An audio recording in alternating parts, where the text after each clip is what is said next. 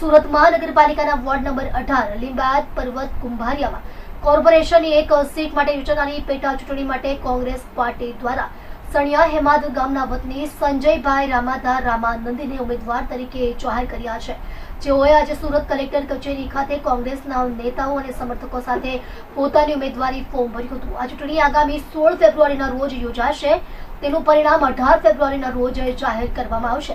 કોંગ્રેસના ઉમેદવાર સંજયભાઈ રામાનંદે જણાવ્યું હતું કે હું સણિયા હેમાદ ગામનો ડેપ્યુટી માજી સરપંચ રહ્યો છું। ગામની સેવા કરી છે। મારી પત્ની જાગૃતિબેન પણ સરપંચ રહ્યા છે, એમને પણ ગામની સેવા કરી છે। અમે કોર્પોરેટરનું પણ ઇલેક્શન લડ્યા છે। સણિયા હેમાદ સરકારી મંડળીનો હું ડિરેક્ટર છું અને ઘણી સંસ્થાઓ સાથે જોડાયેલો છું। અમારા વિસ્તારમાં ઘણા બધા ઢગલાબંધ મુદ્દાઓ છે, પણ મેઇન મુદ્દો ખાડીનો છે। અમારો જે વિસ્તાર છે તે ગરીબ વર્ગથી ભરેલો વિસ્તાર છે। આ વિસ્તારમાં 70 થી 80% ગરીબ વર્ગની વસ્તી છે।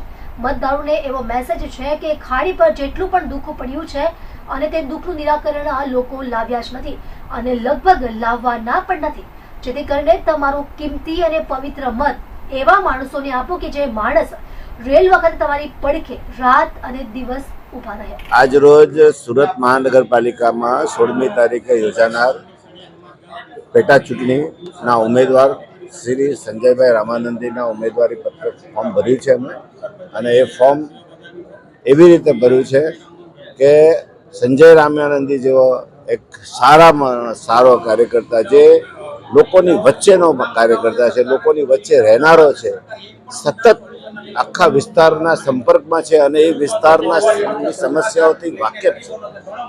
ખેડૂત છે, ખેડૂત ખેતીના વિસ્તારો પર ઘણા મોટા પાયે આવ્યા છે, ત્યાંના ખેડૂતોના પણ પ્રશ્નો લઈને ચાલે છે।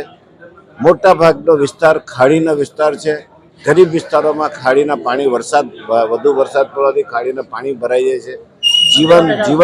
આખું જીવન ધોરણ એ લોકોનું ખોરવાઈ જતું હોય છે અને તેવા સંજોગોમાં આ માણસ ખડે પગે કામ કરતો હોય છે।